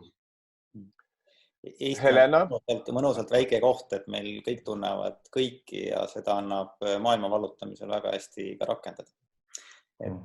Ma tunnen semiootikuid ja ma tunnen Eesti parimaid kokkasid ja semiootikuid. Et üks kontakt võtab tegelikult meie väikse ja andeka riigi parimad jõud kokku. Nii. Mina muidugi ka sekundeerin kõigele, mis enne on räägitud, et samamoodi, et disainerite ülesanne on tegelikult ju kaosest süsteeme luua ja me oleme tegelikult teatavas kaoses nagu hetkel ja prooviks nagu siis ühtsete jõududega sellest neid süsteeme luua, millega siis nagu homsesse päeva minna. Et ma arvan, et see võimekus on nagu olemas ja seda ei maksa karta ja tõesti me ei ole nagu päris võib-olla nagu need advokaadid, kes kohe lööksid stopperi käima, et tulge rääkima. Nii, kes veel on lõpulause? Ma lõpulauset ei tee, ma annan lõpulause võimaluse teile. Aga mis juhtub, Helena ütles hästi, et mis juhtub, kui kaob eest ära korraks nagu see pilt, et mul oli siin presentatsioon ees ja siis ma hakkasin seda nagu avama ja siis korraga jaoks see kokku. Ja siis tuleb mõnus 4 minutit kokutamist, eks. Aga tegelikult, kui nüüd vaadata seda sõnumit, mis oli see mõte ja mis on tegelikult läbi jäänud ka, siis täna on need väljakutsed palju suuremad, kui need on kunagi varem olnud. Vähemasti need on, nagu ütleme, et 2008 oli võib-olla siis varasem selline nagu suurem väljakutse. need väljakutsed on pigem sellised, nagu täna veel kasvavad, kuigi tegelikult on näha, et see esimene selline suur hirm on üle läinud ja hakatakse tegelikult nägema nende väljakutsete taga neid uusi võimalusi. See, mida on hästi vaja, on seda, et muutustele oldakse avatud. Et tihti on see, et tunnetatakse probleemi, tunnetatakse seda muret ja tunnetatakse valupunkti, tunnetatakse seda, et need on ora tagumikus, aga tegelikult nagu ei lasta teatud osast lahti selleks, et see muutus oleks võimalik nagu ellu viia. Ja mis on kõige olulisem, see, mis on käinud siit nagu nüüd ka viimased korrad nagu läbi, on koostöö. Ma olen Pärtliga äärmiselt nõus sellega, et vähemasti nagu disaini kogukond kui selline on äärmiselt koostööaldis. Ja on tõesti niimoodi, et ühed on teatud disaini valdkonnas spetsialistid, teised samm nagu järgmises. Aga tegelikult, kui vaadata nende nagu disaini kogukonda nagu tervikut kui ühte suurt organismi, siis tegelikult nende nagu algusest lõpuni välja me suudame ära katta kõik võimalikud erinevad need väljakutsed, vahet ei ole, on need väiksed väljakutsed mikroettevõtete tasandil või tegelikult rahvusvahelised korporatsioonid, et kui kuskilt tundub, et nüüd jääb seal nagu seda iseenda kompetentsi nagu puudu, siis nagu Martin ütles, me hammustame korraks veel natuke nende nagu juurde, aga kui siis nagu selgub, et tegelikult me vajame nagu veel täiendavat nagu lisajõudu, siis me lähme ja küsime seda nagu kõrvalt ja kaasame kellegi veel juurde. Et see koostöökomponent on äärmiselt oluline ja see on disaini kogukonnal nagu täielikult ja täiega olemas, see on äärmiselt nagu tore ja lahe. Aga vist hakkame ottasid vaikselt kokku tõmbama? Ma siis ütlen paar sõna veel omalt poolt ka ära, et ega ilmas pole miskit muud ja pole see olukord ka midagi nii traagiline, et enamus oma elu elanud erakordsetel aegadel kogu aeg räägitud, et kui oli 1992. aastal rahareform ja mul oli 3-aastane tütar kukil ja 150 krooni näpus ainsa varana, siis tundus ka väga erakordselt palju võimalusi ees olevat ja eks nii see kordub, et hoidke pea selge ja meel kindel. Ja ega need häkatonid ja sprindid pole ka muud kui talgud eesti keeles ja kui hindud räägivad you got innovationist, siis mis tähendab seda, et äärmise nappuse, ressursside nappuse korral hakkama saamine, siis kui ma olen neid kuulanud erinevatel disainikongressides, see you got innovation on eestlastele väga omalik, et traat, nöör, pulk ja ikka midagi mõtleb välja ja see on tegelikult disaini mõtlemise võib-olla kõige rahvalikum ja selgem väljund, et just. Ühe mõtte veel lisaks juurde, millest ei ole räägitud,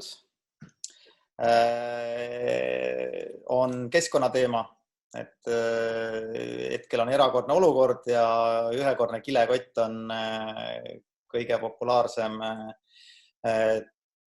tarbeese, aga kuidas me jällegi selle kriisi paneme ka selle kasuks tööle, et me suudaks keskkonda ära päästa, sest ega keskkonnaga on täpselt sama halvasti või hästi, nagu on enne kriisi. Võib-olla nad ka paremini, seepärast me tarbime lihtsalt vähem. Et kui me selle tarbimine uuesti teiega käima läheb, et me teeks seda kohe paremini, õigemini, kasutaks ringmajanduse põhimõtteid, mida me vaikselt oleme siin disaineritena utsitanud, on olemas ettevõtted, kes seda juba tublisti rakendavad ja just nimelt, et kui me hakkame midagi uut looma, siis me mõtleme kohe nagu teise vundamendi pealt, et teeme seda niimoodi, et me ei raiskaks ressurssi, vaid me suudaks võimalikult palju seda taaskasutada ja mitte toota lihtsalt prügi, et prügiaeg on loodetavasti aga ta on väga hea, sa viskasid praegu kinda õhku, ma püüan selle kinni ja viskan disainikeskusele edasi, sest minu meelest on see teema, mis vääriks täiesti eraldi webinari. Absoluutselt, just. Nii et olge kuuldel, olge püsige lainel. Kas disainikeskus tõmbab omalt poolt joone alla? Jaa, suur tänu. On mind kuulda? Jaa, ilusasti kuulda. Väga tore.